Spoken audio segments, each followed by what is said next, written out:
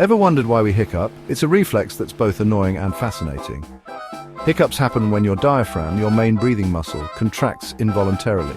This causes a sudden intake of air. The air hits your vocal cords, making that classic hic sound. Triggers can include eating too fast, drinking carbonated drinks, or even stress. While hiccups usually go away on their own, holding your breath or drinking water can help. Like this, hit like and subscribe for more quick science facts on Science in Seconds.